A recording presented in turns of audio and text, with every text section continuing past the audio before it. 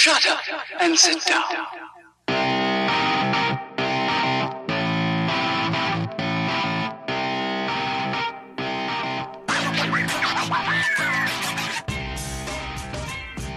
All right, everybody, we are back with another podcast after a little bit of a hiatus for the holidays there. Lots of big things coming up for us. Start off, we have the Total Archery Challenge coming up the weekend of June 8th, and we're going to be up there Thursday and headed back home Monday. So if you guys are going to be up there even for one day, stop by. We're going to be right behind the practice range. You'll see the Muskegon Bowman's banner out there. And Saturday night we are doing a cookout with the Huntivore podcast. So Nick's going to be grilling up some different wild game dishes, as well as John and myself. We're bringing some different things there, and it's just going to be a good time to get together with a lot of guys that we met up there last year. And any of the listeners that if you're going to be up there, definitely swing by and say hi. We're going to be out there just cooking out, eating, carrying on, and having a good time. So it's going to be real cool, and you get to meet Nick from the Huntivore podcast. He's a super nice guy, just a great guy, and a heck of a good cook, and I'm really looking forward to what he's putting together for us. So going to be an overall good time, and that's at the Boyne Mountain Total Archery Challenge. That'll be Saturday evening. Our knock times are like 10 o'clock, so we'll probably get off the mountain 3-4 o'clock and then start grilling. It's going to take a little bit of time to prepare everything, but yeah, we're just going to be hanging out and doing that.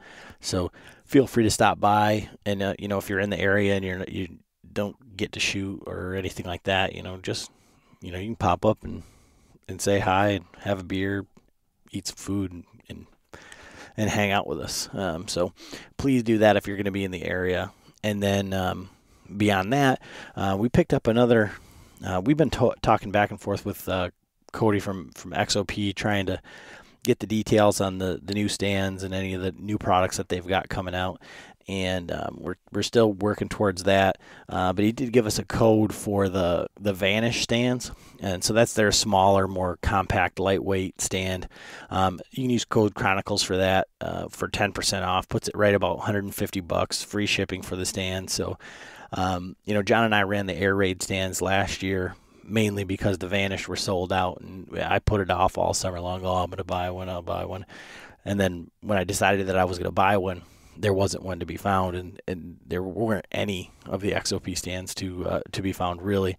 As soon as they released some more, got back into production, all they had was the Air Raids, and that's what we used. So and then as soon as the Vanish came back in stock, sold the Air Raid, bought a Vanish, and I'm going to be hunting out of that for my hang and hunt sits, and I'm going to be giving the Manus a try as well. But my main tree stand this year is going to be that XOP Vanish. So if you guys are looking for a stand, it's listed at 11.5 pounds. It's 13.5 ready to hunt. Go to XOP Outdoors, and you can use the code Chronicles for 10% off of that stand. So definitely something to check out if you're looking for a stand. And I don't think that there's a better value in tree stands. If you've never hunted from one of the cast stands, it's just a completely different animal. So I can't say enough good things about XOP and the cast stands and the price point. For anybody looking to get into kind of a hang and hunt situation there, it's an excellent starting point for that. And as always, use the code Chronicles at Cervicide for 10% off everything over there, as well as 25% off of Gearak. If you're looking for a bino harness, they're getting ready to drop their 3rd generation bino harness here real soon, and I'm real excited to see that. But super durable, just a great product. So definitely check out Gearak, and those guys, all of those guys have been nothing but great to us. So if you're in the market for any of those products or anything like that, definitely check them out. And then, if you like our podcast, please follow along with us on Instagram. It's probably where we're most active, but you can find us on Facebook as well. We do have a Patreon account, so if you want to, help us out with any gear or any, the cost of the podcast, anything like that, we do appreciate everybody that donates. It's $5 a month that just goes directly towards producing the podcast every time. So, we're just so grateful for all of you listeners.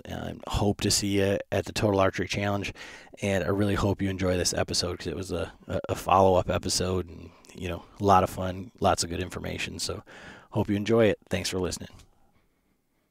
All right, everybody. Adam and John back with another episode of the Bowhunter Chronicles, and tonight we're gonna kind of revisit one of our guests that we had on, 6-8 months ago now, Garrett Weaver. So how you doing tonight, Garrett? It's been good, man. Thanks for having me back on the show. No problem. I put out a thing. We were giving away some stickers a while back, and I said, just shoot me a DM with, what your favorite or most interesting episode of our podcast was, and yours came up. If it wasn't the top one, I mean, it's hard to compete with the Uncle Frank stories and exploding beagles and things like that. But if I think you were second or maybe tied with Uncle Frank because of the episode that we did on your $500 bow challenge. And so I just thought it prudent to kind of get you back on here and kind of see, following up. And for the people that didn't maybe quite catch how you landed and where it ended up with your setup, kind of where you're at with that. So, yeah. Well, I can't believe it's already been 8 months. Right. But it's been it has, we named it the budget bow challenge, and it's absolutely been a blast. It's been a challenge. So yeah, whatever you guys want to know and talk about, I'm game. There's been ups and downs with it, and so far really happy with where we're at with it. Yeah, and so I guess maybe just to kind of rehash the project a little bit, maybe just the Cliff Notes version of kind of why you did that and kind of what's the motivation behind it. Yeah, man, there's a few reasons. So with the MSRP on the bows coming out, it would have been last year now, and they're getting like $1,700 for a hunting bow. And at the time, I was into my hunting rig over $2,200 to $2,300, somewhere around there. I was, it's just, this is getting ridiculous. So this stuff's getting out of control, out of hand. If I attract a lot of newer bow hunters with my platform, so I don't want somebody to click on, not that they do, but somebody to click on my stuff, see what I'm using, figure out how much I spent on everything I have, and then I can't do that. And so I didn't want to be the person that, because I try to get people into the sport, eventually turn them away when they figure out it takes $3,000 to get into the sport, when that's just not true. So the Budget Bow Challenge was born out of a little bit of spite out of the bow prices, and then me kind of being conscientious about the way I was being perceived. I was just really didn't want to turn anybody away. And so me and my buddy, Team Dirty Trad, who bailed on me, he was going to do the challenge with me, and so far it's just me, but the feedback I've gotten from it has been really good. $500 budget, starting literally from scratch to go out and literally have everything you need to go out and hunt. Release broadheads, arrows, sight, bow, everything. I mean, rest. And it's just kind of interesting what I ended up with and what was actually out there when I started looking. So that's the Budget Bow Challenge, was a $500 budget and go out and hunt. So real quick, why'd your buddy bail? He bought a target rig. He found a super good deal on a target rig, and since he's not here to defend himself, I can say whatever I want here. So he found a really good deal on a Fanatic 2.0. I think he picked it up brand new for like $400, which, if anybody knows target bows, that's an extremely good deal. So he spent his money on a target bow, and then, and he's just kept his Elite, I think it's like a 35, Synergy 35 or something like that. But it's, he decided to go another route with the hunting, or with the target bow, and bailed on me. But I got a bunch of guys that said they're doing the Budget Bow Challenge, and a lot of people have had good success with it. So pretty cool. Yeah, I just wondered if it was too hard to find a setup, but he didn't get rid of his old setup, so he just had $500 set aside and found a screaming deal on a Target setup. Yeah, and I don't blame him. And you know, I mean, it was a really good deal, and he was wanting to get into target archery anyways, and yeah, I mean, it was, if he didn't buy that bow, I would have turned and flipped it. So I mean, it was a really good deal. It was a super good deal. And so, I guess, what did you set out looking for with this bow? I mean, I know you want to get the best bang for your buck or whatever, but did you set up for? Did you look for just any good deal, or did you do the research to find a good hunting bow? And then where you landed, how's that been working out for you? Yeah, good question. So I knew what I like, and I knew immediately thinking of $500. I'm like, because I wasn't sure I could do it for $500, but I had a lot of confidence I could. I knew I could do it for $500, but I didn't know how good of a bow I could get. And so then it became a challenge of, well, what is out there and what's important to me? And after shooting the RX-1 Turbo, not as good as I would have hoped, not as good as my Synergy. That's the best accuracy I've ever got personally. Not as good as my Halem that I had before that. You know, it just was like I wanted to get back to accuracy. I didn't care about speed as much. I just wanted to go back to shooting really good at shoots and just feeling like a killer out in the woods. And I had that with my RX-3 a little bit, just confidence, but I knew I was way behind on my shoots versus last year's scores when I had my Synergy. So I just kind of wanted to go back to being, just a ringer, just whatever I aimed at, I could hit. And I decided to go with the easier to shoot bow. The RX-3 or the RX-1 Turbo it's a great bow compared to the other turbos. It's the most shootable turbo that they've come out with, in my opinion. But again, a little aggressive on the back wall, and it would kind of pull you off if you got lazy, and that would just make me rush through my shots. So I went for a good brace height. I went for a nice valley, easy drawing bow, not aggressive. And I started doing my search, and I went on to the Matthews owners, Bowtech owners, Hoyt owners, just all these other Facebook pages, and started scouring. And I had a few other guys saying, hey, if you find a good deal on a bow, let me know.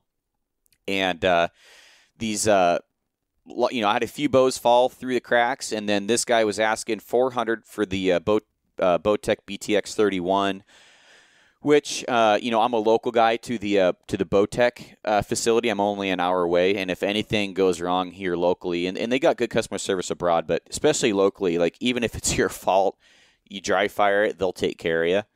And so I knew if the limbs blew up on me, which was possible with that addition of the bow, I could get it fixed. And so I decided to kind of roll the dice. And some guys saying, oh, you're being dramatic there. You're not really rolling the dice. The BTX is a fine bow. Yeah, but they still had delamination issues on that bow, and it was still a risk compared to the other bows on the market. So I took in consideration that. The other consideration was that, the bow is hard on strings and cables. The angle that the cable comes off the cam creates kind of a separation on that serving, and then the draw stops really hammer hard into your serving on your string. So knowing that, decided to go with it anyways. And the bow it was a BTX 31. It came with a Spot Hog bulletproof 2-pin, which I got rid of. It came with a whisker biscuit, came with 6 brand new GT Hunter arrows, 6 brand new muzzies, 2 lighted nocks, a release, and a quiver.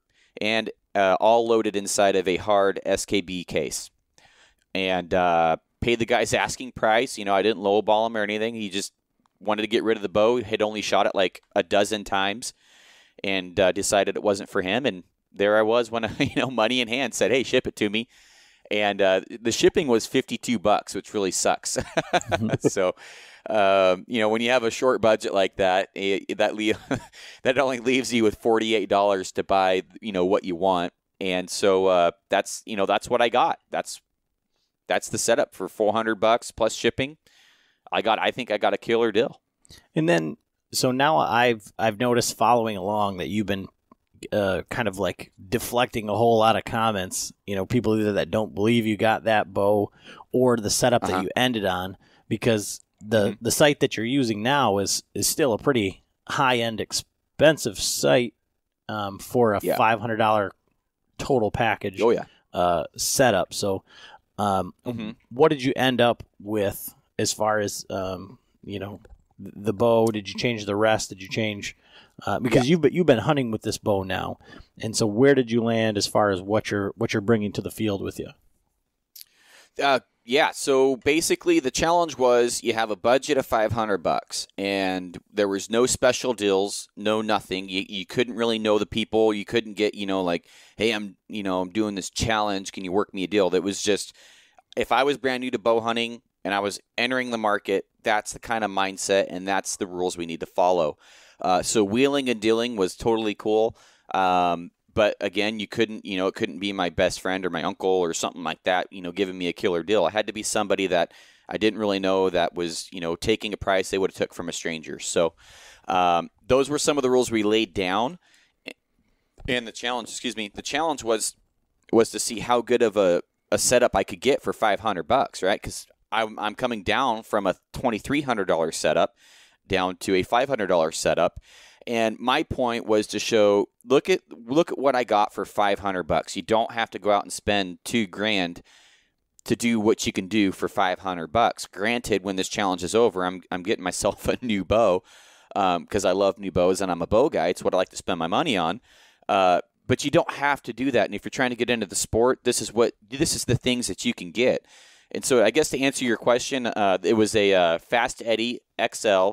Or no, it's just a regular Fast Eddie 2-pin, and it's a great sight. It's the brand new version, so it has the MRT rings with it, and that's a $200 and something sight. I mean, that's probably $260 sight, somewhere around there, and that I traded. Basically, I sold my SKB for $120, and that I got that one used for $120, which was a really good deal. So I kept the stabilizer that came on the bow, which is just a cheap octane stabilizer. I kept the whisker biscuit. I kept the really crappy release that it came with. It's like one of those $40 TrueFire caliper releases. Just hate that thing to death. And then I kept the quiver, which I lost the mounts to, so I didn't have enough budget. I've been carrying around my quiver everywhere. So that sucks, but, not the budget's fault. I lost my quiver bracket mount. And that's pretty much what I'm using. I tried developing, because throughout this challenge, I tried doing other stuff.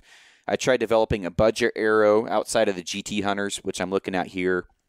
I developed Defender Elite. I bought these things for like $67, worked them up fully all the way, and got a whole dozen for $67. So I was just trying to find deals for people to show people that, hey, you can get good deals on arrows and everything too. But I mean, I've switched out the string, which was another big hot point for people. They're like, well, you just broke your budget right there, dude. I'm like, I guess, I shoot enough to where I'm going to wear through a string. So, right. Truth be told, the top cam I shot with the top cam being a little messed up, or really messed up, and I was shooting league with it, and it basically trashed the string within like 2,500 to 3,000 shots. It just trashed the string.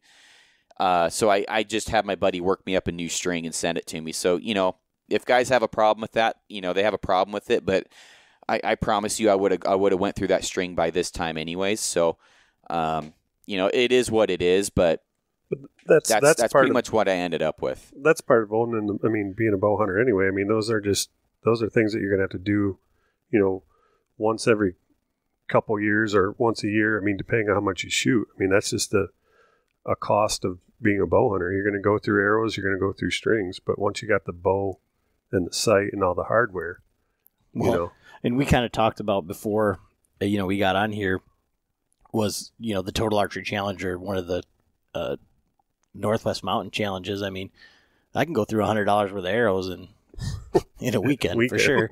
And if you said, well, you lost all your arrows, well, now you're done. I mean, so yeah, I mean, I get the wear and tear on that. And so one of the things I wanted to ask you, because I've, following along with your Instagram and stuff, it looks like you're building some other arrows and doing some other things.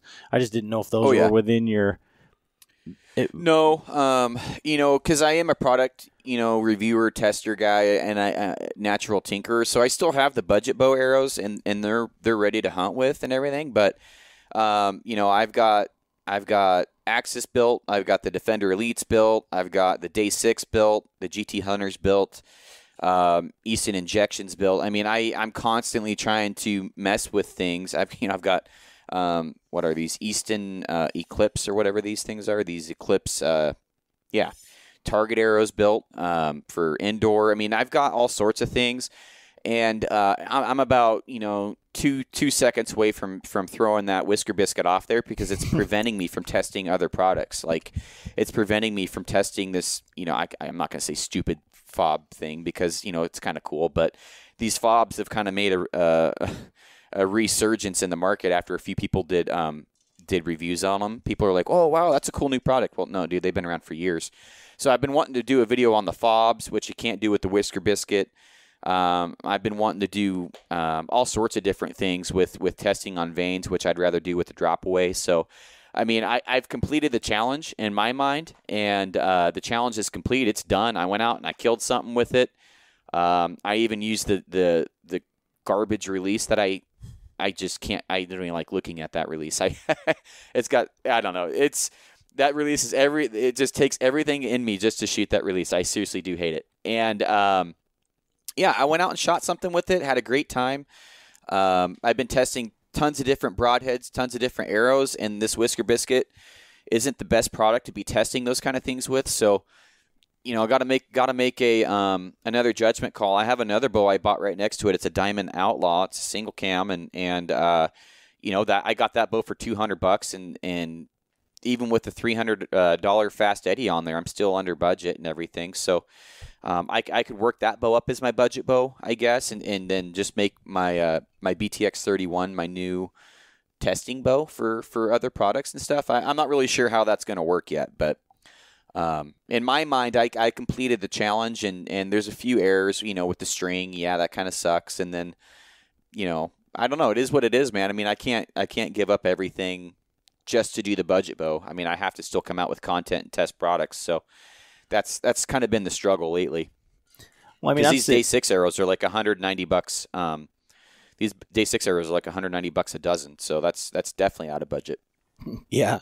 I wanted to ask you about those here in a minute, but you kept talking about the release and that was one of the questions that I had for you. Was like, what's the difference going from a thumb button or higher end release to that? I mean, I'm sitting here looking at John and his multitude of bows and arrows and releases, and a whole garage full of very, very particular purpose built system driven things, and to have John pick up his son's Diamond Infinite Edge there with a Whisker Biscuit and have to hunt with that or shoot the Total Archery Challenge in a couple weeks with it, I think it would I mean, last year I saw him almost frisbee throw his RX-1 because of a few bad miscalculations or whatever. I can't imagine what it would be like coming from that sort of precision or like gear type mindset of like, this is what I want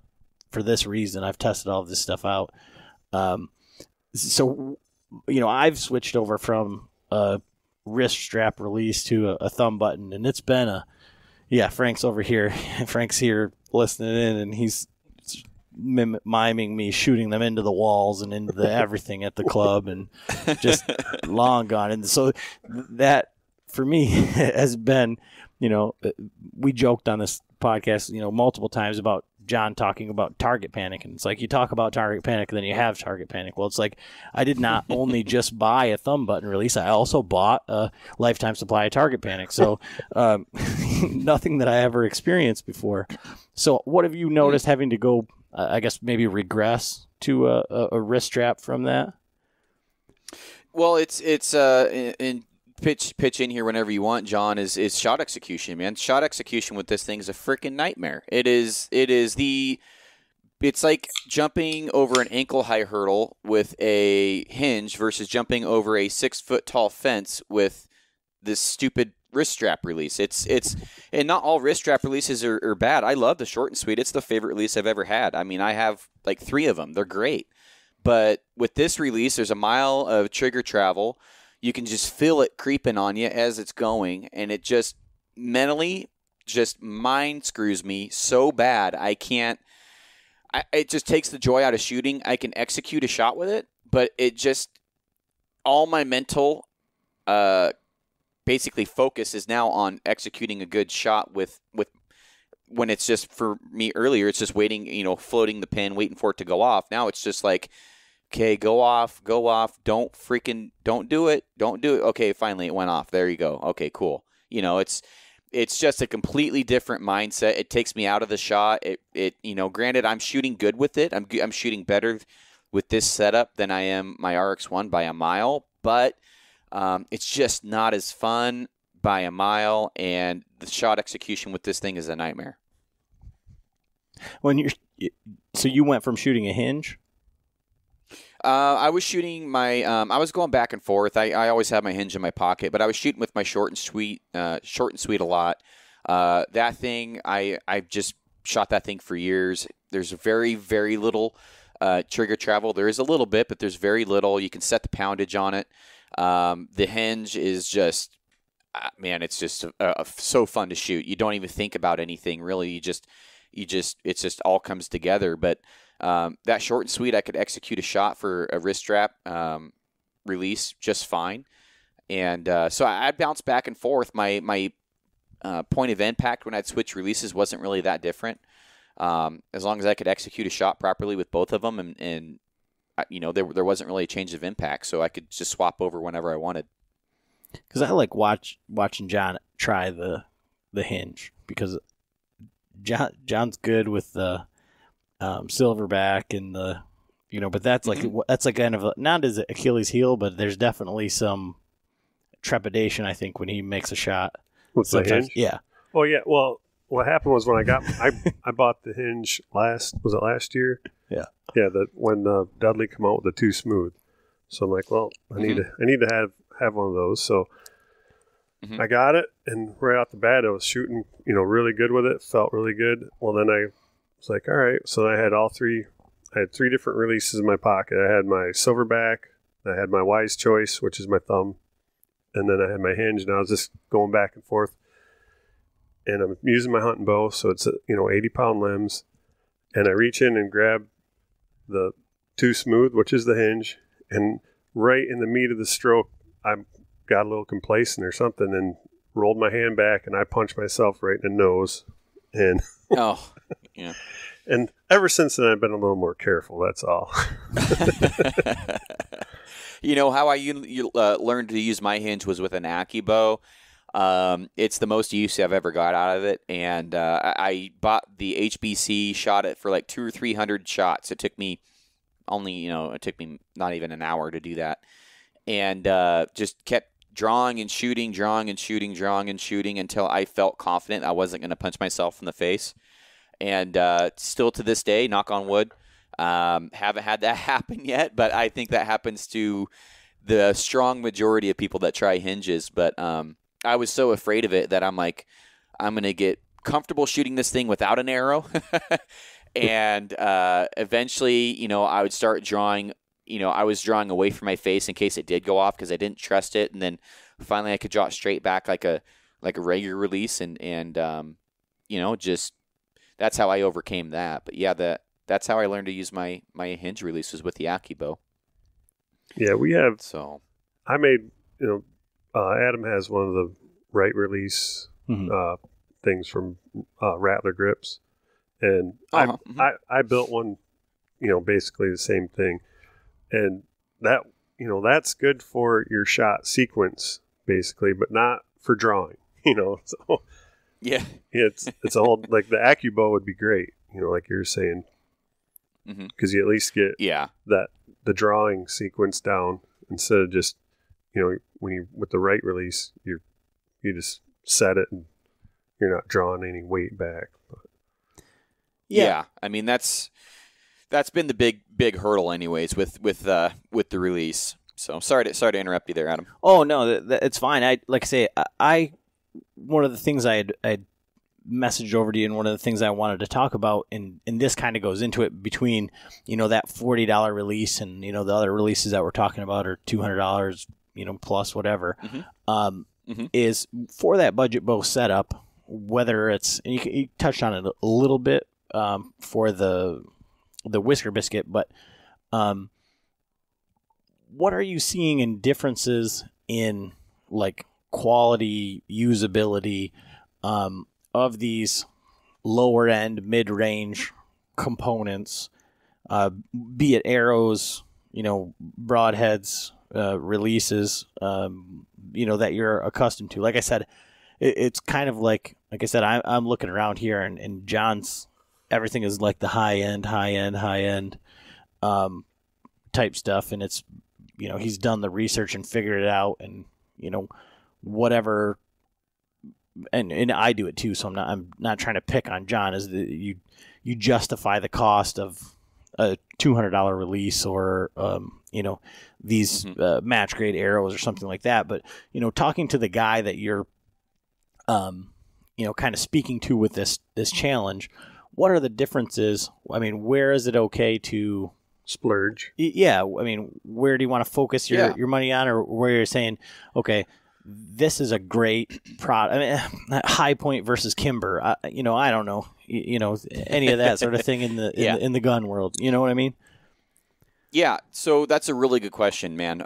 So basically, to start off, that there's nothing wrong with using anything. I had plenty of guys message me saying, "Dude, I'm using this. Is this okay?" I'm like, "Dude, it's fine. Like, go hunt, have a good time." This one guy messaged me saying, I wanted to use a bow that was given to me, or was like a family heirloom thing, and it's pretty old, or his dad used to use it or something like that. And he's like, you think it's still okay to hunt with? I'm like, abso-freaking-lutely. Like, there is nothing wrong with the bow from 2001, dude. Like, it was good back then. It'll be good now. It's a little louder, more vibration and slower, but it was getting the job done, 15 years ago. It'll get the job done today. There's nothing wrong with it. My first bow was a 94 PSE Carroll Intruder, and that thing was not, I wouldn't say I'd take any Diamond Infinite Edge, any budget bow, brand new off the shelf or used now than that bow. But that's where I started, man. I used that and went elk hunting with it. Had some of the best memories I ever made was with that bow. And you hear me talking about, this release is the biggest piece of crap in the world. Well, if that's what you got, become sufficient with it, use it. There's nothing wrong with it. But I will tell you that, there is a benefit to spending money on nicer gear. If you want to try and develop good shot processes, you want to try and develop a good shot execution, you want to build a good foundation, then a nicer release will help you do that. Then a nicer sight or a nicer rest will help you do that. I do want to go over a Whisker Biscuit later in the podcast, so don't let me forget that. But so one thing that I would like to talk about is the release here. Why is that preventing a good shot execution? Kind of covered it already. Is basically because it's just the temptation to get that shot to go off with squeezing the trigger is absolutely a nightmare. I mean, your brain is not designed to just let it go off. It wants to punch it. It wants to punch it bad. So, luckily I have a lot of experience now shooting, my short and sweet, and I've really dived in heavy to the Hinge, and that foundation is the only reason I'm not shooting with target panic with this release. And that is why 99% of the shooters you see out there shoot with target panic, whether they want to admit it or whether they know it. They have target panic, and if they're using this style release, I would be a millionaire if I bet I'd be a millionaire if I bet 99% of the time they have target panic. So don't feel bad if you do have target panic, but there are things and there are products to help you go out and get that done. So short and sweet, you can adjust the poundage. There's plenty of others out there that you can adjust the poundage on. You can also adjust, the length of pull. So the distance between the actual wrist strap and how far the release comes out to your hand. The actual release head only goes to about the end of my palm, like where my fingers come out of my hand, or maybe between that and the first knuckle. That's as far as that release goes. It's typically to the end of my hand where the fingers connect. These bar style ones, you can't adjust that really. I mean, they're on a bar, And I think you can introduce torque easier into your shot doing that. So there's a lot of technical stuff I don't like that released for. The leather wears out if you wear it and you shoot it with enough. It wears out on you. I went to a BOA wrist strap. I've got a couple of those. They're solid. Been using them for years. And those things, you can cinch those down in the same spot every time and they won't move. As far as cheaper stuff, other things on the bow, a stabilizer, a lot of guys are hunting with these cheap stabilizers. I get it. I can shoot good without a stabilizer.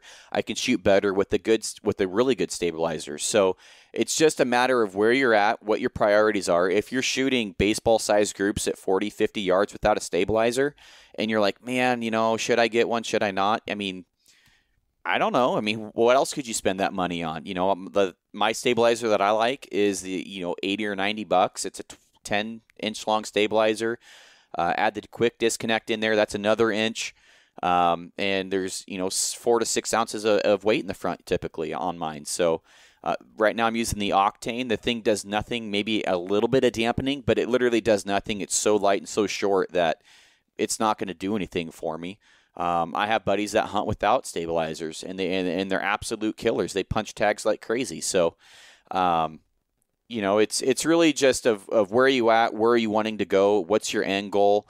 Because a lot of these things I think are psychological. The release for me is psychological. The release works. Every time you hit the trigger, it'll go off. But psychologically, it's a nightmare. So, I hope I'm answering your questions here. I don't know if you want to steer me on path there at all. No, I mean, that's, and one of the questions that I've been posed, and it's kind of hard. I mean, it's not hard for probably you and John, so that's why I'm going to ask you right now. But people have said, well, you should do a podcast on stabilizer setups. And so for me, I'm the guy that will put on the Octane stabilizer and be like, well, it looks good, and John's messing around with the weights and all sorts of things. Yeah. And I mean, hell, he's got probably your $500 worth of bow setup and stabilizer for his target setup. And so for people that don't know, or, what is the point of the stabilizer and why do they make them different lengths, different weights, different everything? I mean, what is it that you're actually trying to fight with that? That's a good question, man. So I'm gonna go into this here, and I'll ask you a few questions throughout this answer here. But the question of a stabilizer is in the name. It's a stabilizer. It's supposed to make your pin float steadier throughout the shot. And then also a lot of these ones, the reason I like the one I have, the Spider Tracker, is because it also has dampening capabilities in it as well. A better stabilizer, in my opinion, a stabilizer is, how do I put that? The reason I say the Octane isn't doing anything for me is because a stabilizer works by length and by weight.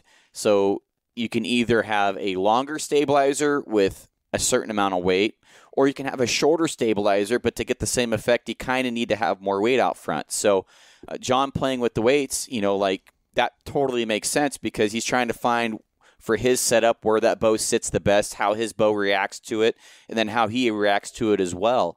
And so just by shooting a bow, for me personally, I would start with a 6 to 8 inch stabilizer with about 4 ounces of weight on the front. And then I would, if you have a bow shop that's willing to let you do this, go out about 2 inches and try, a 6 inch to a 12 inch stabilizer, try different weights, and just see how your bow and how you as a shooter react. For me personally, I like my bow to sit dead. I don't like it to jump. I don't like to feel anything on the shot. I just like that dead in the heel, that dead in the feel shot, and dead in the hand feel shot. And so for me, let's go back to the Halon I used to shoot. The Halon is a little top heavy, so the bottom kicks out on it. So it took about an 8 inch stabilizer with about 4 to 6, I think 6 ounces of. No, it was about 4 ounces of weight on the front with an 8 inch, and that would pretty much set that thing there where the bottom wouldn't kick out on it. That's just personal preference for me. Again, if you shoot for a day without your stabilizer and then you throw your stabilizer on there, that's a great way to see, what your stabilizer does. You're like, oh man, it's definitely steadier. Have I ever missed an animal or a target because I didn't have a stabilizer on there? I would say no. But have my groups shrinked and have I shot much more accurate because of a stabilizer? Absolutely yes. And so the question, I guess, to people that are wondering is, if stabilizers weren't a big deal, then why don't you see world professional archers not using them? I mean, why does Levi Morgan, Jesse Broadwater, why do all these guys have these 3-4 foot long stabilizers and a sidebar coming off? Is because it absolutely does make a difference in the long run, and that's the far extreme of it. But John, I don't mess with the sidebars.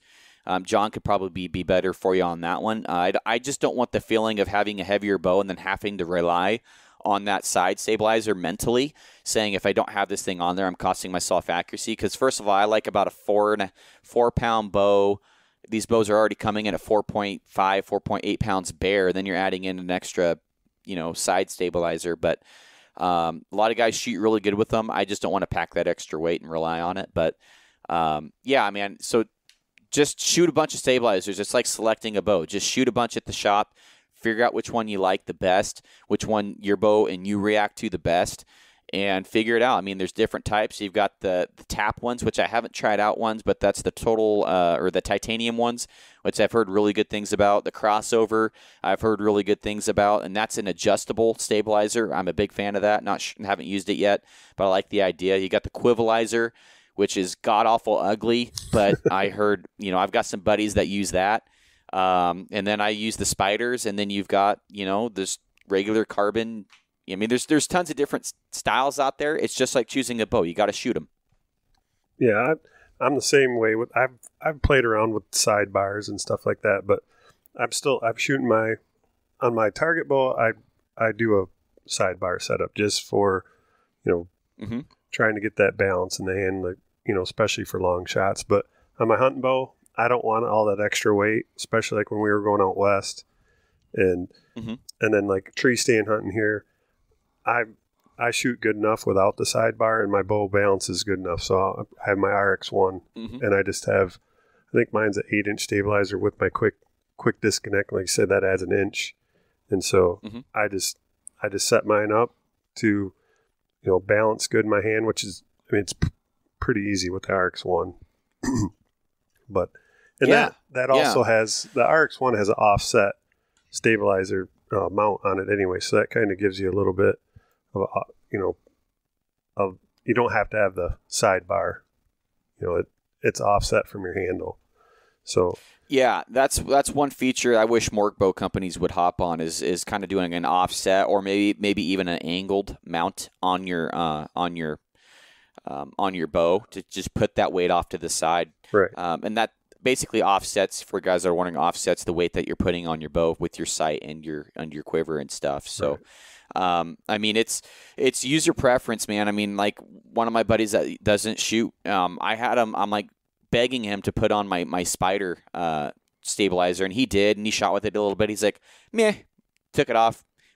Went back to shooting, hasn't looked back. He doesn't care about stabilizers, could care less, and he shoots just fine. So that's just, it is what it is. You just gotta figure out what you like. And I would say that, if the professionals didn't see a benefit in it or they didn't give them some sort of edge, then they wouldn't be using it. So I always look to the elite of the elite when I'm trying to make a decision, whether it's a good decision, whether it makes sense. And if those guys are doing it, you can bet there's a reason why. Right. And the way that a stabilizer works for the length is it basically, if, kind of look at a hammer, all the weight is on the head that you're actually hitting the nail with.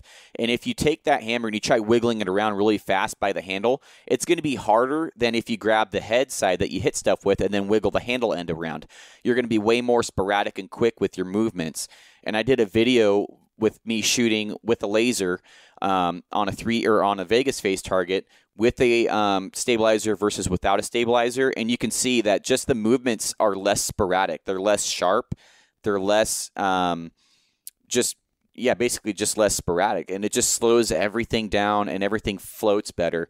And for guys that are wondering what a stabilizer does, that was, to me, I just kind of wanted to show visually, and I'm like, okay, if I put a laser on my bow and I just aim, maybe that'll show people. And it was actually a pretty big difference when guys, especially when I was coming down onto the target, the bow wanted to go left to right, and that left to right was just more smooth, and it's just a really good video. So for guys wanting to check that out, I'm not even sure what the video was called, but yeah, that was a good test, and that showed me that absolutely, for me personally, there is a benefit for me using that stabilizer, and I could probably benefit from more weight and more length out front. So, but with this budget challenge, it's preventing me from enjoying a lot of those tests.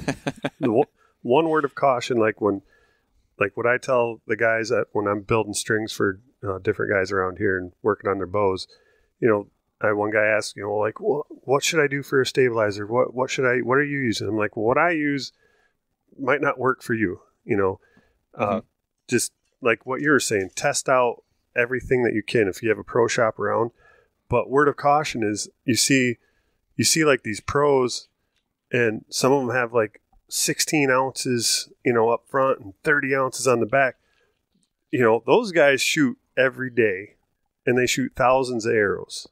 And you go out and you might shoot a couple times a week, and you put all this weight on your bow, your whole posture is going to change if you got that much. If you're trying to hold that much weight out in front of you, now there's going to be a detriment to your form.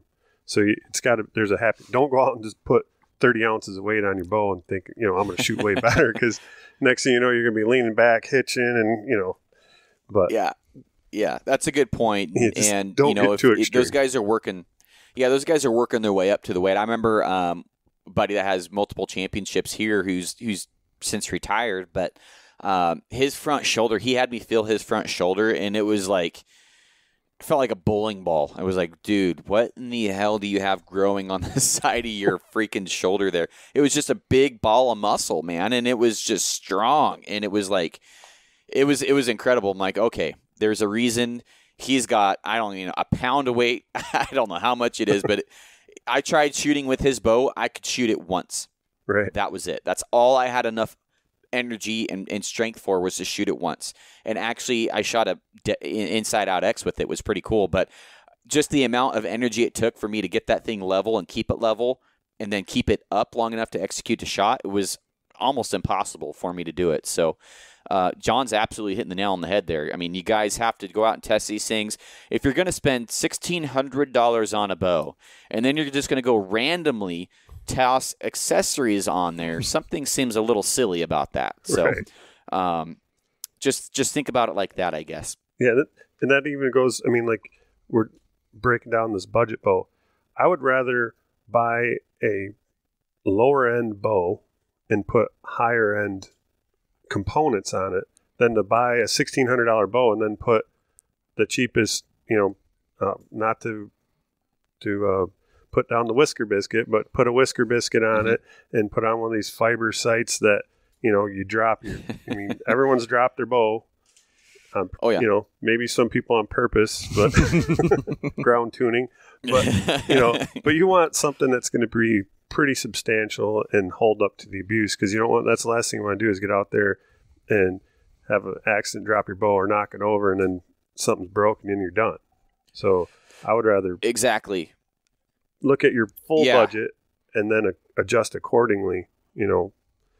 It's not going to, I mean, I could go out. My son, I don't have a whisker biscuit on Jet's bow. I got rid of that. He has, it's a SmackDown Pro, but. Yeah. So, okay. All right. So that is a perfect segue, because you had wanted to go back to the whisker biscuit, but on the last podcast, you had just lit on fire about how you did not like the SmackDown Pro and how it was going to fail and all that stuff. And then I was thinking, I think I'm shooting a SmackDown Pro, because it's whatever John had on his old bow. So I was like, I want to know how that's, what issues you had with that, because that's it's not a super high end rest, but it's expensive. I mean, it's more expensive than a whisker biscuit, or it's $120 rest. So, yeah. So that was something that was like seared into my mind because you got real fired up about how it was going to fail and what was going to happen. So I was like, I definitely want to know about that, so I can be mindful. And then, like I said, you wanted to circle back to the Whisker Biscuit, for a hunting rest budget boat type setup. Yeah, you're saying I was talking down about the Smackdown? Yeah, I don't know if you said you had done a video on like how it failed or what, but I think you're taking to the drop zone, trophy taker drop zone. Oh. Yeah, that rest freaking sucks. The Smackdown's a good rest. Okay. I don't mind that rest at all. They sell the crap out of those here locally, and that's a pretty solid, pretty simplistic rest. Right.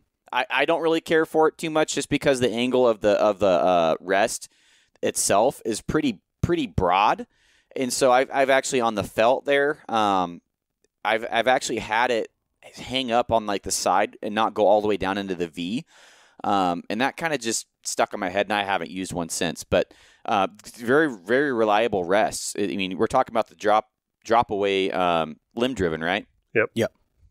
Yeah, that's a good rest. They sell the crap out of those here. I had one, was testing it out, and it just had a little spot on the side of one of the arms of the actual V there, and it just kept snagging right there. And I'm like, nope, not doing it. So, but that's probably not fair to judge that rest off of that. I mean, I don't. So, but it's a solid rest, man. There's nothing wrong with it. The drop away, the drop zone, which is an older rest. Which is cable driven, is one of the biggest piece of craps out there. That thing it's not a matter of if it'll fail, it's a matter of when, and it's just a design flaw. I mean, I could tell you how and everything, but it would be longer than probably what it would be worth. But long story short, that thing will fail on you, and I personally would not own one. I've owned 2 of them, both of them failed, and best to get rid of it. So. And if you shoot a lot. If you don't shoot a lot and you hardly ever shoot, you'll probably never have a problem with it. But if you shoot a lot, get rid of it. But the Whisker Biscuit, circling back to that. So, I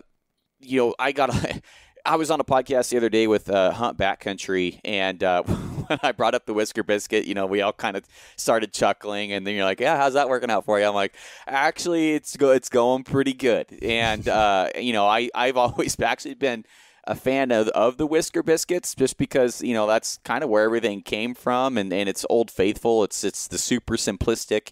It's like the beginning of working on your stuff or tuning your own stuff. It's just for somebody wanting to get into the sport. I can't think of a better product to learn. You don't have to tie anything in. You just mount it and you square it up, and it's good to go. And so. With the Whisker Biscuit, some common misconceptions, which I was going to go on in the later podcast on our show, is people think that you can't shoot accurately with a broadhead and a Whisker Biscuit out past like 30 yards, 40 yards, and that is just not true. Some people think you can't be accurate with a Whisker Biscuit out past 60 to 80 yards. That seriously not true, and I've been dispelling a lot of things with the Whisker Biscuit. And so for guys that have one and they're worried about accuracy and stuff, you can be really accurate with the Whisker Biscuit. You just got to be mindful of your tune, of your fletchings, you got to put a little bit more probably detail into what's going on there. But no, I can shoot broadheads out to 100 yards, no problem. I was shooting 5 different types of broadheads out of the Whisker Biscuit when I was testing the day 6 arrows the other day out at 40. All 5 were hitting great. And that says more about the bow tune and the arrow tune than it does about the Whisker Biscuit. I mean, it's just not a problem. So I was wanting to talk about that versus the some of the dropaways out there. It's all about the tune. It's all about the arrows, setup and all that stuff. And Whisker Biscuit does come into play when you're switching arrows more. It does come into play when you're trying to do stuff like what I do, testing a bunch of different stuff. But once it's tuned and it's set, it's a pretty damn solid piece of equipment, and it's very accurate. It can be very accurate. They do wear out. They are louder. It does cause a little bit more vibration on the shot. But I haven't had any accuracy issues with it. Period. And so I guess along those lines, I mean, and I think. When I I was just through the whole thing. I was trying to think, like, when we went out west, I know John had everything. I mean, granted, I had like a bow tech with me to like troubleshoot anything I think that would have gone wrong or whatever. And John had kind of, I mean, I'm looking at his bow right now and it's got extra D-loop and wrap all over it just in case anything broke or whatever. But, I think I had in my box a whisker biscuit with me just in case something went wrong with, because it didn't take anything. There's not any timing. There's nothing to set up. There's no, as far as having like backup equipment, if you didn't have a whole another bow to bring with you like we did, that would, I feel like everybody's got one laying around, because at one time that was like the cool new thing that had come out was the whisker biscuit. And maybe I'm dating myself at this point, but I was like, oh, look at that. You can just shoot right through it. And like all the questions that arose from it. But I mean, as far as reliability, repeatability, it's probably not as, there's a reason that they make a drop away rest, right? But the whisker biscuit is a solid piece of equipment, one way or another. Along those lines, so as you're going through this and you're, the release seems to be I guess where your sacrifice was made the most. If you had another $100 or, let's say that you've got a guy that's just gotten into the sport and he's got his setup, he's shooting pretty good, but nowadays marketing, social media, I asked John, about like, why do you choose this stuff? Or, why is some of this stuff more expensive? Is it quality? Is it this? And he says, a lot of it's, you're just paying for a name. There's some features here and there, but, marketing, branding, all of these things, you're paying for. So let's say that you've got that $500 set up and you're, getting ready to make that next jump. If you had another $100 or $200 to spend, where would you put that on this current setup? So not to say if you had your $2,400 RX3 and all the top of the line, and you said, okay, well, now I want to try one of those tap stabilizers because I'm gonna check those out. I've heard good things. Or you want to get a $200 set of arrows, and maybe the arrows are the next step. But what's the next step past? If you're in that budget range and you're saying, okay, well, I got a birthday coming up or a holiday or something, and I'm gonna get something for my bow. What is that gonna be?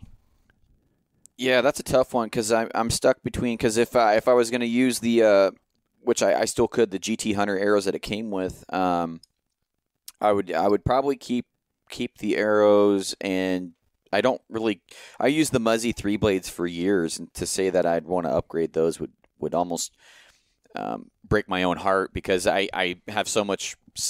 I've used those for years and killed a lot of stuff with them. So, it's hard to say. I'm going to say probably the broadhead. It's either that or the rest. No, it would absolutely be the release first. You got that right. But outside of that, it would be, the release or the broadheads. I'm okay with the whisker biscuit. If I wasn't needing to test a bunch of other stuff, it wouldn't be a problem. So outside of that, it would be the broadhead or the release. And then in today's world of, $150, $200 iron will broadheads and the $30 6-pack of muzzies, like where do you land in there? I know you've done a lot of extensive testing, and the marketing is going to tell you, well, it has to be Rage, obviously. So, I mean, where do you end up, or what's your recommendation? What would you choose? Oh, did you see my video about the broadhead I used on that turkey? Yes, I did. Okay, yeah, that Rage bent on a turkey. And I see that actually quite a bit with people posting these things here in Oregon now, like this thing bent on a turkey. And that was the brand new Rage, no collar thing, which deployed 3 or 4 times while I was stalking that turkey, and I had to, pinch it back down. I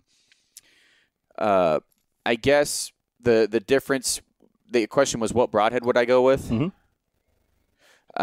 There's a lot of good ones out there for a guy on a budget. The Exodus are a solid broadhead. The Slick Tricks are a solid broadhead.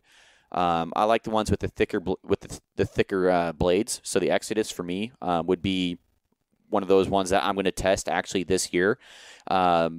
Good broadhead. I mean, there's nothing wrong with it. You've got a lot of really good heads out there for guys that want to shooting them. You got the $40 to $45 range seems to be pretty standard nowadays. I think Exodus is like $30 to $35. So they're cheaper than the most of them, but I've tested a ton. There's a lot of gimmicky ones out there now. I mean, the shittier your product is, the better your marketing has to be. So, my opinion. So when you have these guys that are just bombarding with this and that, and then I've had buddies who have tested broadheads that were really hot on the market, and then when they tested them, they're like, "What the heck?" They fell apart. It's good to have people that have suggestions for you. So the Exodus, snap Hellraisers, which are kissing cousins to, I think, what are they, like the Muzzy Phantoms and a G5 Striker or a G5 Montec. I might have the wrong Muzzy there, but there's like 4 or 5 different style of broadheads that are pretty much kissing cousins to each other, that if you put them up next to each other, there's very slight differences. Those all hold together really well. The Tooth of the Arrows, I really like those. I killed a buck with those. I would go with the smaller cutting diameter on those. I shot the bigger cutting diameter just fine. I just, with 4-blade, I don't think cutting diameter is that big of a deal on a 4-blade anymore. You're getting a good hole on entry and exit. So I would go with the smaller cutting diameter on the Tooth of the Arrow if you went with those. If you want a single bevel, Kudu has been pretty good for me. If you're worried about penetration, you could go with the single bevel. The bone broadheads are really tough. They just have a small cutting diameter, which I don't really care for, but really, really tough head. You've got the Helix out there. There's just so many choices, man. I mean, there's tons of choices out there. The Muzzy Trocars, the Magnus Black Hornets. I'm holding one right here. I'm holding, a mechanical that blew up on me here. That when I tested it, that's a Trypan. There's more good choices, I honestly think, than there is bad choices. But the bad choices, you're gonna know when you shoot an animal and you had a marginal hit and it didn't do you any favors. So. There's a lot of really good heads out there nowadays, but there's a lot of ones that have changed. The Shuttle T's were a pretty good head. They kind of changed their manufacturing. They break easier now. You've got other manufacturers that go cheaper and they change their manufacturing, and now they're not as good as they used to be. You just kind of need to test them for yourself. But the ones that I just labeled there are all solid broadheads. I mean, they're all good. Well, G5. I shot 2 bucks with the Tooth of the Arrows this year, and collectively they went 80 yards. And we kind of talked about it on a podcast with the Zeus broadheads, right? The broadheads are the greatest broadheads in the world until they're not. I mean, that's just the point of the whole thing. Is like you shoot a deer perfectly with a field point, and there's a good chance that it's going to die, but it's that marginal hit. It's the, it's the one that shouldn't have gone further or whatever. I mean, Frank's buddy, the one thing that sticks in my mind anytime you talk about any of the Nap broadheads is they have one, I think it's a Kill Zone, that's almost, like you say, kissing cousins with the Rage. He shot a deer at less than 20 yards, didn't get a pass through, shot at third rib back, and it went like 500 yards with no blood trail. And it was like, I don't know what happened, but it didn't hit anything. We recovered the arrow and the deer, but he's like, oh, it's up there 20 yards. It should be dead. It just right over that ridge. And that just wasn't the case. And he didn't even get down out of the tree until we came over there at noon, 4 hours later or whatever.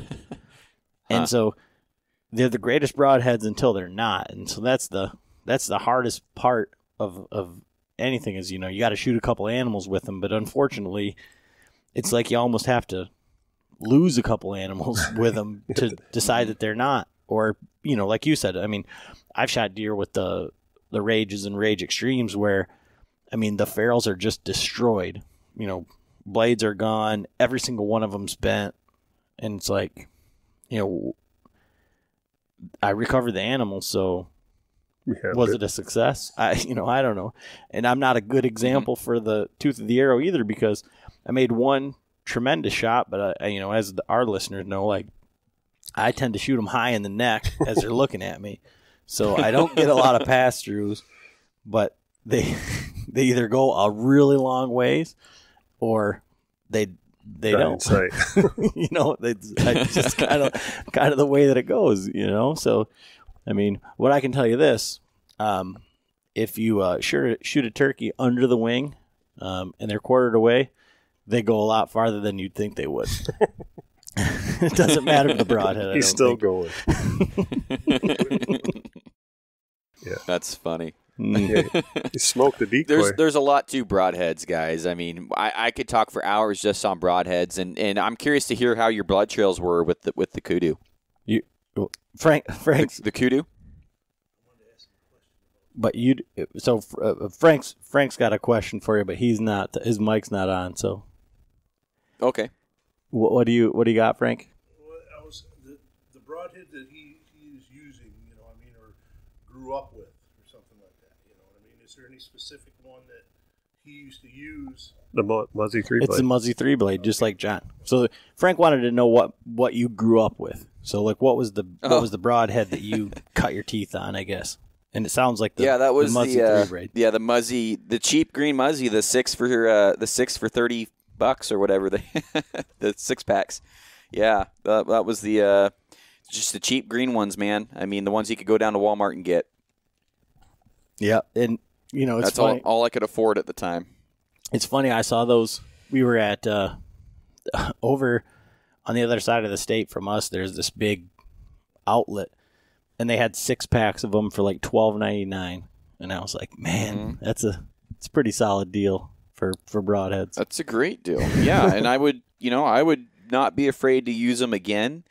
There's better choices, obviously, but if I had a kid who had a tight allowance, I'm like, all right, this is what you got, let's go do it. And I don't know how many deer I've killed with them. They've been great. In Oregon we can't kill 5 a year like some of you guys can over east, but I was killing stuff. I never lost an animal with the Muzzy 3 blade, never, ever. And I shot bucks out to 72 yards with them. I mean, just fine. Pass-throughs. All the blades were still on them. Some of them were bent, but, I had really good success with those things. Now, I guess on that note, because, I mean, this is just, this is journalism at its finest, but I feel like you dodged the question on which broadhead you choose. Oh, yeah. Which one would I choose? What was my budget again? No, I said, if you were going to upgrade something, so let's say that you had $200 and you were going to upgrade, obviously, your release. Yeah. And then, that's an easy question. I already know. Yeah. So then you said you were going to go to a broadhead then would be the next Yeah. one. So the broadhead I would choose is I was just had a podcast with Brian from Day 6, and I was talking to him this is months ago, about a head. I had an idea of a concept of a broadhead I would choose. I'm like, dude, I think this would be, the rabbit ears perfect broadhead. This is my design of a broadhead. I'm like, is there any way, because he's like, we're coming out with one. And I'm like, sweet. Well, here's what I would do. And after I got done describing the head to him, he's like, yeah, that's what we're coming out with. I'm like, no shit. He's like, yeah, pretty much to a T. That's what we're doing. And so they're coming out with those. I think they're going to be available in June. Not to give just a obvious plug to them over there, but that would be my choice. I think they're going to be about $70 per 3. But they are literally, if I had a brainchild with Brian, that's what I would have come up with. That's almost identical to what I would have produced for a broadhead if I had my own magic wand. Okay, cool. Well, look forward to seeing seeing it. And I mean, what you need to do is just draw yourself a picture of it and send it to yourself and give yourself the poor man's patent. So when it comes out, you can say, "Hey, my idea." Remember, I told you about that on the podcast. Yeah, well, him and Aaron Snyder racked their heads around it and came up with this thing. So it makes me feel good on the inside that I am on the same wavelength as those guys. Right. But outside of that, I mean, I'm hoping to shoot those this year. I'm really hoping I get lucky on the draws because I have the Exodus I want to test out. I have those I want to test out. I still have the 2 of the Rage no collar broadheads. I don't know if I want to test those out now on a deer, but I've got tons of things I want to test out this year and for heads wise, and so I need a lot of tags. So, Oregon, weren't you guys fixed blade only? Yeah, this is the first year we've been able to use mechanicals, and so I've been kind of trying to just mad scramble develop as much experience with mechanicals as I can in a shorter period of time, so I can talk intelligently with folks that are thinking about or learning about broadheads, so I can better give advice. So. So far my advice is shoot a heavy ass arrow and buy a good one. Don't buy one of these Chinese knockoff ones. That's so far and so far they're a lot weaker than a fixed blade. I'll tell you that right now. So that's my experience with them. I've never had a broadhead bend on a freaking turkey. Well, the only turkey I've ever shot was with that mechanical. So. I guarantee you my fixed blades wouldn't have done that. There's just no way. So when you switch from the muzzies, I think kind of like where Frank was going with his question is, what did you switch to and kind of how did now you're kind you're in the realm of you're kind of trying everything and seeing what John, what lands. you might. Yeah, John might have to help me out on this one. There was a Nap product. I want to call it the Razorback. It was a spinning broadhead. It was on bearings. Frank what was says it called? Razorback 5. Okay, I'm glad you remembered that. So I had it right. Okay, and so I was all about didn't know anything back then. I was all about like marketing and this looks really cool and it spins through the. I'm like, dude, this is the coolest head ever. I use that. Those things were, I think, junk. Then I never really landed on anything, man. I mean, I went to what did I use? A Thunderhead? Yeah. No, I've seen them. I've played with them. It's kind of Old Faithful for a lot of guys there. I don't think there's anything wrong with them. I think they're probably not as strong as a lot of the newer heads on the market, but I think they hold up to time. Absolutely. Well, this is, this is my dad. My dad thinks that I only belittle him on the podcast, and I don't do that at all. But I was just, Frank had been shooting the Thunderheads. My dad shot Rocky Mountain 4 blades, and they were like 1 3/4 cut. They were huge, and we weren't shooting long distances by any means, so planing wasn't an issue. But for our listeners, like for me, tuning wasn't an issue because it didn't exist. So we just shot and pie plate accuracy. That was cool. 20 yards. That was it. I mean, that was our effective range, and that's the way that I grew up. Well, Frank was just shooting Thunderheads, Thunderhead 125s forever and ever and ever, and I got boxes full of them. His old ones, he's got boxes full of them. John's got a drawer full of them, I'm sure, and that was just the head. So my dad switches over to these. He shoots this doe. First opportunity that he gets, he shoots this doe, and he comes back up to the cabin, and he says, "Man, I didn't get a pass through. You guys have touted these broadheads like they were the greatest thing, and I didn't even get a pass through." I'm like, "Well, how far did the deer go? Did you find it, or what's going on?" He's like, "It took 2 jumps and it died." So okay, he shot it frontal. I'm like, "What? how in the world are you going to get a pass through shooting at frontal? Like, I know that we said they were great broadheads, but geez, you know. And I mean, around here, and it might be Frank's doing from the working at the pro shop, but there's been a lot of deer that have died at the hand of the Thunderhead 125 and probably still do. Yeah, that's been around for a long time, man. I don't think there's anything wrong with them. I mean, I've personally never used them for hunting or anything. I kind of just brushed them off. I'm always looking for the newest and greatest, but I mean, there's products that hold up to the test of time, and if I remember right, that thing's probably, I don't know how long that thing's been around, but it's been around for a long time. Long. So, yeah. And so, or sorry, go ahead. No, I grew up on, I mean, my dad and Frank, they shot the Thunderheads, and I shot the Thunderheads, but I didn't like that collar on the back. Then there was a little O-ring. So that's where I switched over years and years ago to the Muzzies. And I've got packages, the 6-packs still. I think there's 2 of them that aren't even open down in my cabinet here. But well, I mean, the thing with the tuning there, I mean, there's so many different things that can go into penetration. I mean, because those things should penetrate pretty well.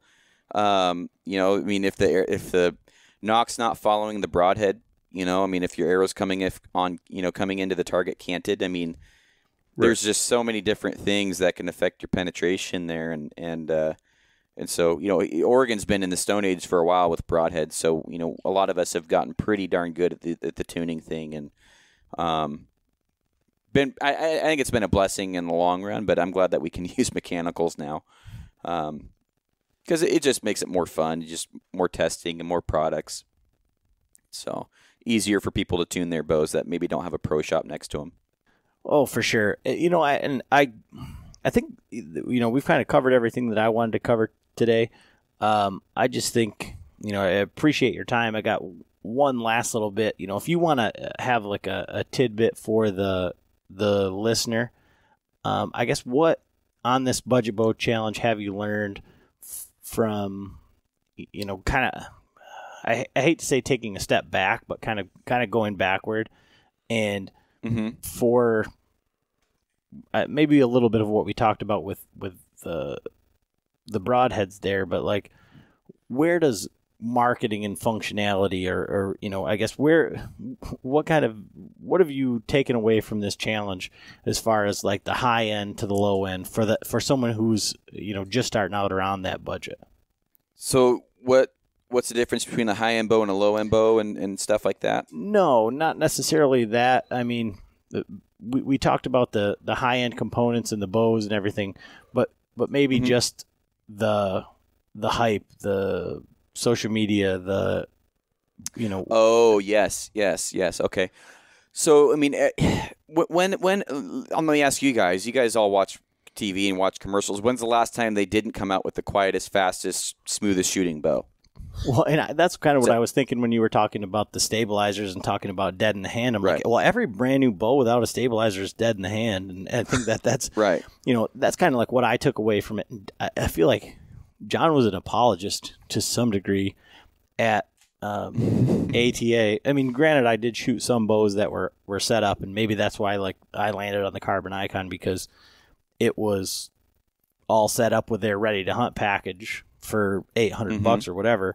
But, you know, shooting all the bows bare at ATA, you know, you can really see which ones are dead in the hand. Right. And so that's when you were talking about that feel and what you were chasing with the stabilizer and the whole idea behind it. It was like literally like, well, every single bow, that's what they say, is that it's supposed to be, you know, without a stabilizer, without anything. It's the greatest bow, fastest bow ever. Yeah, well, that's my point. Is every year they come out with the quietest, fastest, smoothest bow, and it's just marketing. I mean, this year after I shot this year's bow and they said our quietest bow yet, I'm like, all right, let's see it. I'm like, I shot it and I'm like, come on, man. Like, okay, I was a little frustrated. I was a little down on Hoyt this year, and I have been for the last couple years, honestly, but.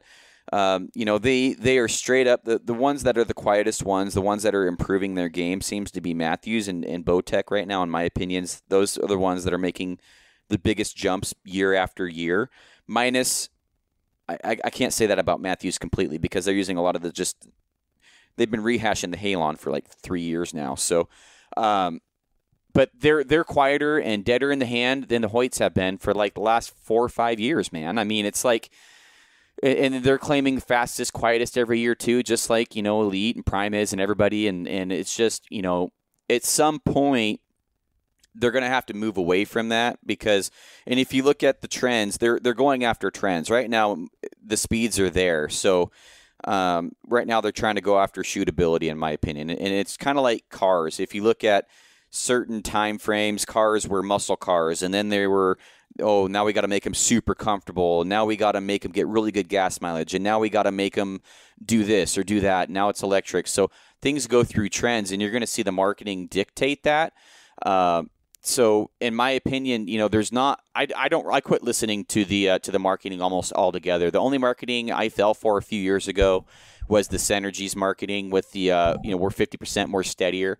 And to me, I'm like, then that means I'm going to be 50% easier to execute a shot and better and you know what? That was one that I think I believe the marketing on that one. I was much steadier with the Synergy, the Prime Synergy. So you just have to go out and test and shoot these bows. I mean, the difference between a $400 bow and the marketing that goes behind that and a $1,600 bow and the marketing that goes behind that is outrageous. There is great bows like the Power Max, which used to be the Charger. Gosh, that was a great bow. If I could go back and find the first year they made the Charger, that would have been the bow I would have got. That was an awesome bow. So I wouldn't fall for all the marketing, man. I mean, it is what it is. I don't know if I'm answering the question properly, but it just seems like the marketing, I almost get negative and and almost like, oh yeah, we'll see, kind of like a Yelper. But we'll see. I mean, that's all I can say is we'll see. Time will tell. A lot of these bows, like the Hoyts, they come out with the $1,600, $1,700 bow. I'm probably not making any friends right here. And then you have side plate issues where your freaking sight won't line up to your bow, and you have to upgrade. It's just stuff like that. And then shit's falling off, the plating's falling off because the glue wasn't done properly, or it's just like the more expensive you make your bows, the more critical I'm going to get. And everybody has their issues, but I mean, we're getting up to the point where now Bowtech has a $1,500 bow. It's a reckoning. I haven't shot it yet. I'll shoot it probably tomorrow, but we're talking about a $1,500 aluminum bow. So, I hear it's great, but is it worth the money? I don't know. And so kind of what I'm hearing is that for the used bow market, it's a buyer's market, and there's a lot of great bows that they made, and the innovation is it's just following that trend. So if you can find a bow from a year ago, 2 years ago that was in the more shootable phase, or if you're after a speed bow, something like that, it's out there. But the new marketing is just to justify their inflated costs. Yeah, well, and I'll tell you, bow shops, it's crazy the messages I get from guys that go to bow shops and they're trying to do the budget bow challenge, or they're trying to get into bow hunting and they're like trying to follow, what I've done, or I've had guys go out and literally buy the same setup I got for the budget bow challenge, and they love it. But some of these shops are saying, oh, you don't want that bow, it's outdated, verbatim, and it's like stuff like that is just what, for me, pushes me into making people more self-reliant, self-sufficient, more self-educated. The better knowledgeable a customer is, the better equipped they're going to go in and know what they want, know what they need, and know what they're talking about. So, knowledge is really a buying power to me. And really, for folks out there, the more they know, the more buying power they're going to have, because they know what to expect. They know that BTX has had limb issues, that the string angle comes off the cam, or the cable angle come off the cam bad. I mean, they're going to know that whatever bow you want to talk about, this is the deal with it. And if anybody ever says a bow is outdated, I almost just flip off the switch. I don't even want to hear it. Like, how's that outdated? Because 6 years ago, that thing was the bee's knees. The Diamond Infinite Edge is better than any bow we had 15 years ago. In my opinion, 20 years ago for sure. I mean, it is ridiculous how good these bows are and how for granted we take it. Like, I am very critical of a lot of the bows I shoot because that's my thing. That's what I do. But you have to have guys like me out there that are willing to break these bows down and say, okay, this one has more hand shock than that one. This one is louder than that one. This one's $600 more than this one. However, it's got more vibration, more. It doesn't set as well in the hand. It doesn't feel as good. It's more jumpy. It's louder on the shot, and it's $600 more. Which one would you buy? Like, go shoot them both. And so, that I think that's why guys really love bow reviews, is because they don't want to hear marketing. They want to hear an honest opinion. And the guys that are independent from bow shops doing reviews do a lot better than guys at bow shops that do the reviews. And there's a reason, because the perception that you're biased. If you ever look at a lot of the bow shop reviews on YouTube, it's always, come on in and shoot it. This is a great bow. Best bow they've ever come out with. Come on in and shoot it. That's different than what I'm doing. So, not to beat a horse to death, but there's a lot of marketing that goes into it. There's so many bow manufacturers nowadays. It's so competitive. It is incredible what people have to see and look through just to figure out what bow they want. As soon as I see a bow, I look at the specs. I don't even hardly look at the commercials. I go look at the specs. And that'll tell me 90% of what I need to know. Well, I think John's run into that when he's gone into the bow shop. It's like, who's working in the bow shops? What kind of guys are working there? Right. Yeah, you got guys that are, in there working on the weekends, and they don't know their ass from the hole in the ground, and they're trying to sell these bows to guys.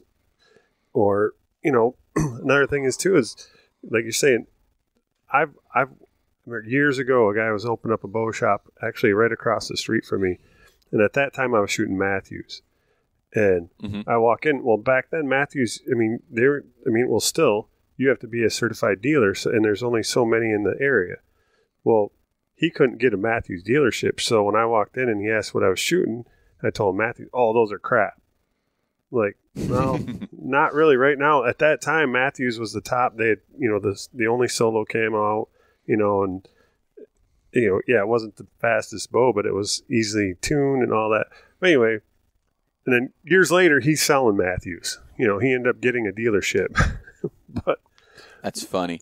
But it's like a guy that says, this is the best bow I've ever shot. How many bows have you shot? Well, this is my first one. Okay, that's all I need to know. Right. I mean, how many of those guys do you see out there? This is the best pack, best broadhead, and it's just what people do. I mean, I joke around. Hondas are cool because that's all you can afford. Like if I could afford a Ferrari, I'd buy a Ferrari, man. Ferraris are cool. Hondas aren't really that cool. I mean, there's nothing cool about a 98 Honda Civic, man. I mean, you can put that fart can on there and do all you want. It's still a Honda Civic.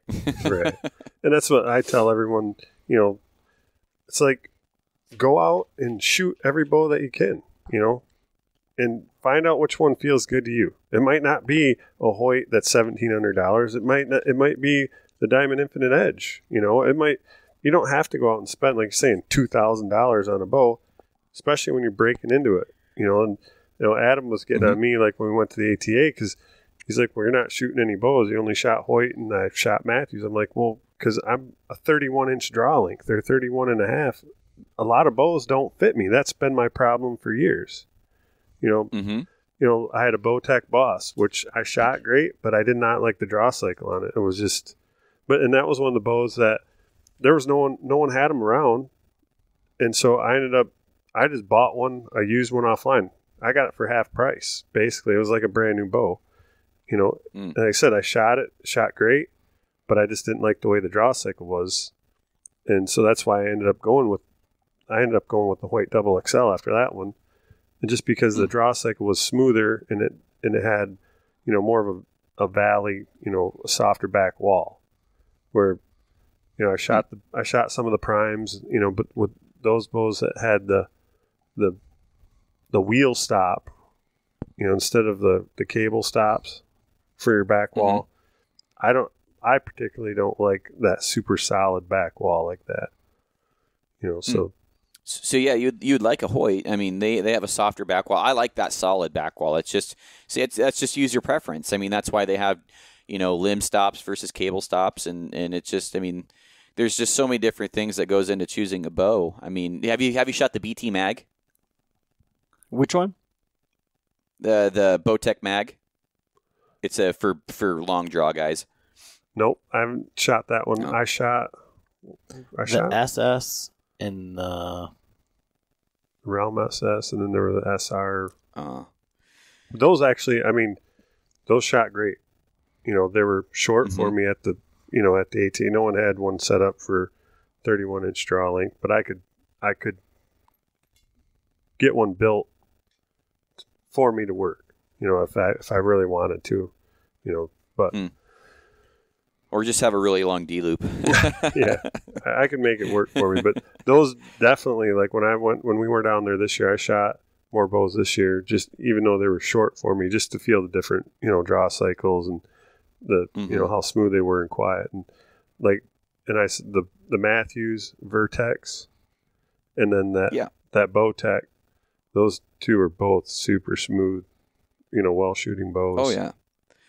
I think Matthews has had at least a lot of the other manufacturers' number out there the last couple of years. I feel like they've just been riding the curtails of a really good bow they produced, and they've come out with some newer updates to the bows and the cams and stuff. But I wish somebody would push them to do something cool. Come out with a carbon bow. I wish they'd have another manufacturer just beat them up one year and just make Matthews rethink their carbon bow game. I really wish they would come out with a carbon bow. Yeah, that'd be cool. That would be, yeah.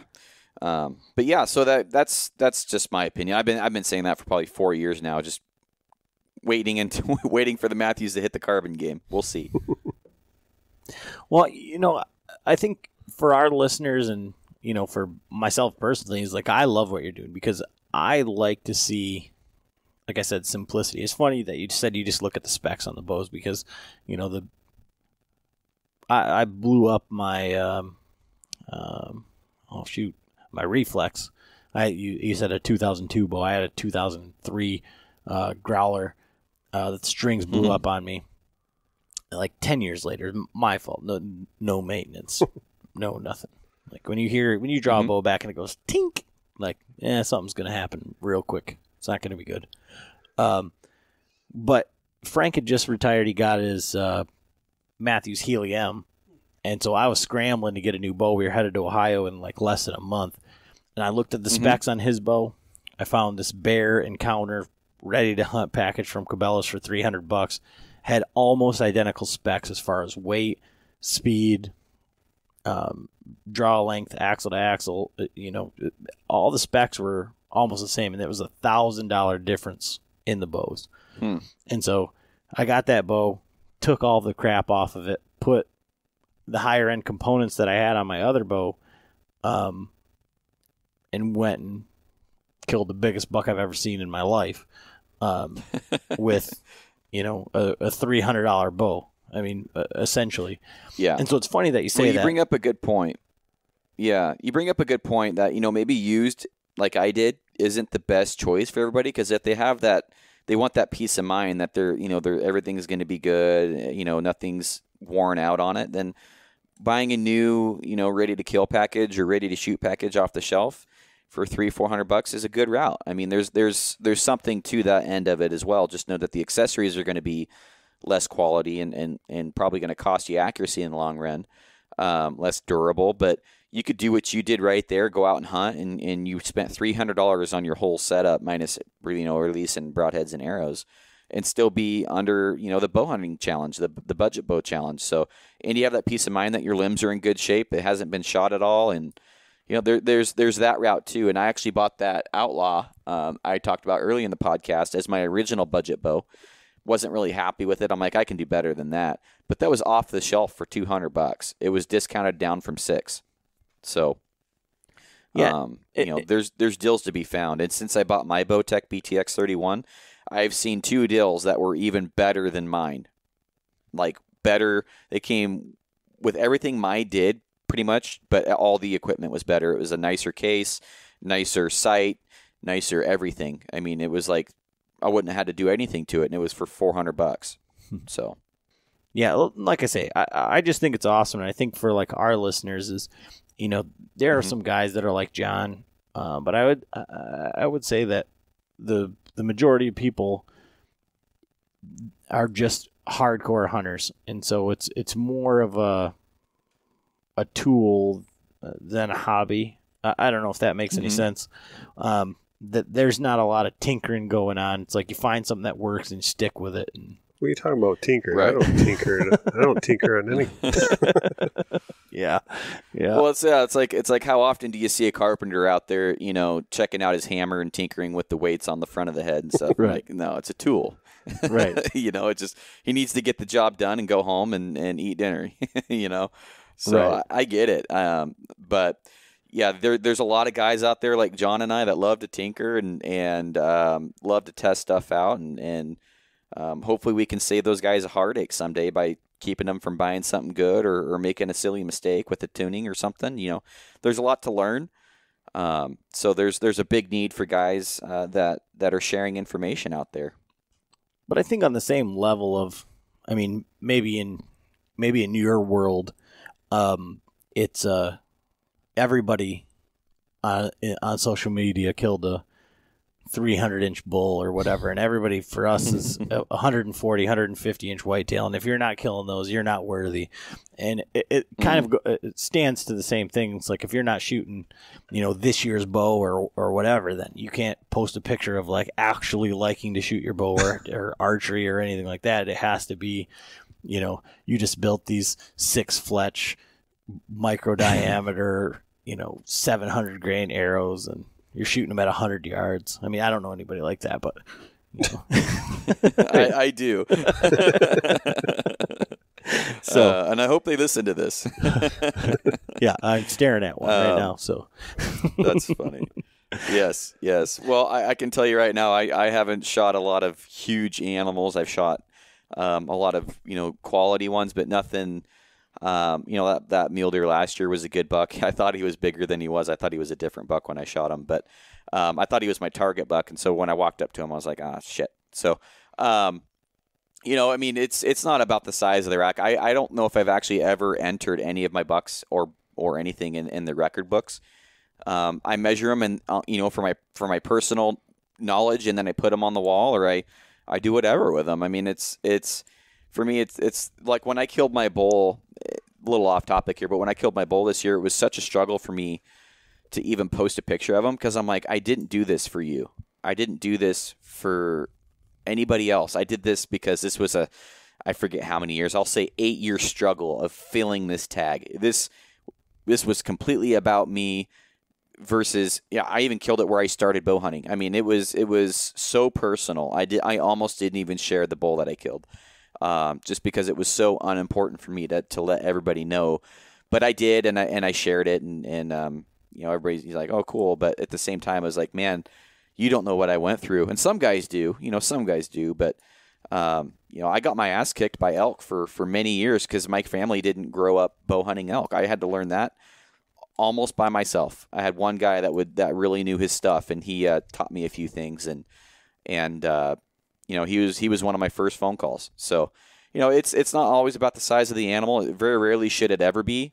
Granted, I passed up a lot of little bears this year, but that's just for other reasons. My first deer was a spike with a bow. My first bow kill was a spike, and I can't think of another animal I've ever been more excited about. Maybe the bull I killed this year. But you couldn't tell me that wasn't a 200-inch deer. The reaction would have been the same. You can't eat the rack. However, I've started moving on to higher age class. So it's really weird, man. Everybody's in a different spot. And if you're in that spot where you have to kill a 200-inch buck and feel good about it, then that's where you're at. People go through different stages in their lives about what they need to kill. I'm at the point right now where I want to kill mature animals. I'm talking about deer. The elk, I don't discriminate. I shoot the first bull that comes in.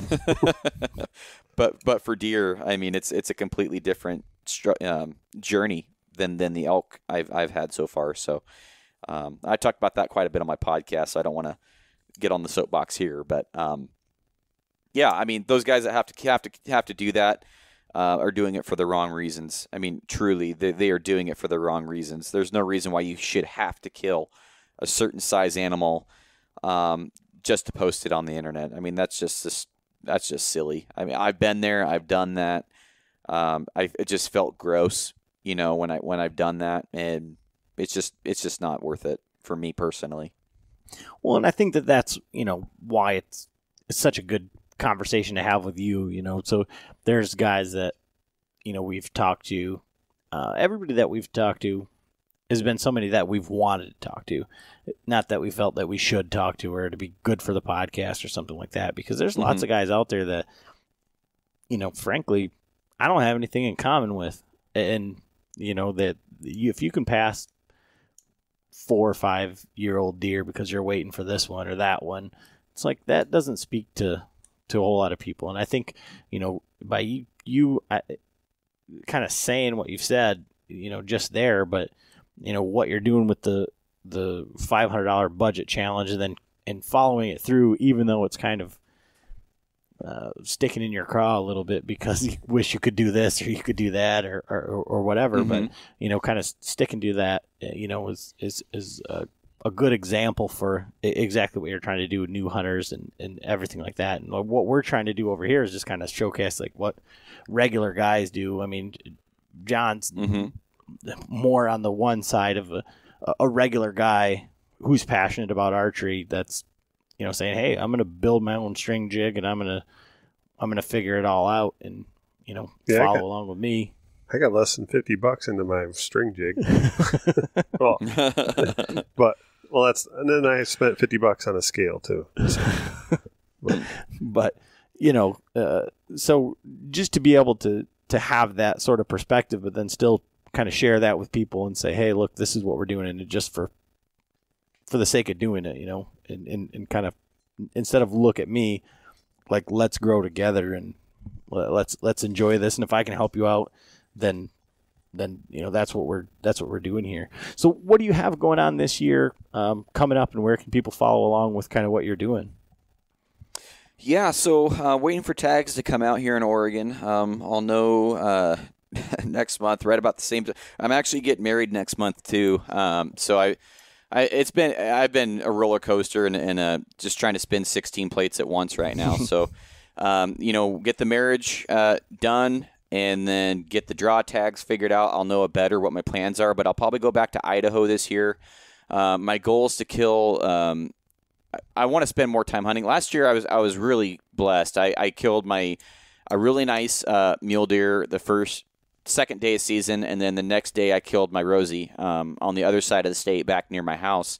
I killed a Rosie the next night. So I only got to hunt 2 days last year for myself. So I'd like to hunt a little bit more this year, minus Idaho. I hunted a lot in Idaho. But I'd like to hunt a lot this year, but I also at the same time I need all the vacation time I can get because I'm trying to go to Idaho for a couple different tags this year. So elk, deer, I really want to get a bear with my bow. I have plans to go to Texas for the first time and try and kill a whitetail in December. We'll see if that goes through and everything. The last couple hunts I've had promised fell through. So we'll see if this one goes all the way. I'm really hoping it does. It's kind of a cool thing because I got invited to go hunt this huge private ranch with my buddy whose family owns it. All the meat that we don't want. So we get to kill one deer, $1 a piece. Apparently they're going to be 140 to 160 range or something like that. And then we get to kill as many hogs as we want. And all the meat from the hogs goes to feed this like school for children or something. I don't know. It sounds too good to be true, but it's if all the meat goes to feed this kids charity school or something. So I'm really hoping to get an opportunity to do that because that would be amazing. I'd really like to kill my first whitetail. But that's what I plan on doing for that. Plans for the podcast is just keep plugging away. I don't really have any super big events coming up for that or anything. I'll be at Hoodoo, so if anybody in the Washington or Oregon or areas near there want to go to Mount Hoodoo, come shoot it. It's a freaking awesome shoot and stop by the booth. Awesome, man. Well, like I say, we just really appreciate you coming on here and kind of doing what you're doing, because it definitely hit home with a lot of our listeners. And so, like I said, Cool. I just want to follow up, and I think there's a lot of people out there that you probably know that appreciate it, but I think there's a lot of people out there that, it's inspiring them, to see people with a large platform saying, well, you know what, I'm gonna take a step back, and I'm gonna show you that all of this isn't necessary, and that's really a great thing, and it kind of speaks to like kind of who you are and what you're doing. So, we appreciate you coming on here, but more importantly, we kind of appreciate what you're doing too. So, I just want to thank you for your time. Yeah, man. And if you don't mind a shameless plug real quick. Oh, please do. If guys want to check out the podcast, it's On Point Podcast with Garrett Weaver. And then the YouTube channel, just Google my name, Garrett Weaver. And if you guys want to, any tips and stuff on there, I've got like over 100 videos now. All the podcast is uploaded on YouTube too. And if you think it's beneficial, subscribe. If you, don't like the videos, don't. But, I'm here to help. And just like John and Adam here, man, just want to get good information to people that need it. And that's kind of where the basis of the whole channel is just trying to educate to where people can become better, more self-sufficient bow hunters. And that's really the goal of this thing. And I'm sure you guys are right there too. I never look at it like when we come onto a podcast and have somebody like you guys on, or you guys have me on, we're not really competing. I mean, people are looking for information. So, you guys are great. I've listened to a few of your guys' episodes, and I think you guys have a great thing going on here, and hopefully you guys can keep dishing these episodes out, man. You guys have a great podcast. Well, I really appreciate it. That means a lot. It's one thing, now we go places, like we go out to these events and stuff like that, and people go, "Oh, hey, John," and they go, "Uncle Frank," they just walk right past me, and I'm like, "Man, I'm doing all the work." That's hilarious. But people don't know how much work it really takes, man. I mean, it is, because I try to do 2 to 3 episodes a week, and it's like a part-time job on top of a full-time job, on top of having a YouTube channel that you also have to produce content for. So, John, I'm sure because you're a tinkerer and a tester. It's expensive. It's super expensive. So if you guys have a Patreon page and you're listening to this, go to their Patreon page and support them, because this shit ain't cheap. Yeah. Yes. Thank you. But yeah, thanks for coming on, and we look forward to following along with everything you're doing, and I can't wait to see those broadheads when they come out. That's for sure. So. Awesome, man. Well, yeah, you guys have a great one, and come on to my show anytime, and if you ever want to have me back on, I'm totally down. All right. Sounds good. All right. Thanks again. See you guys. Yep.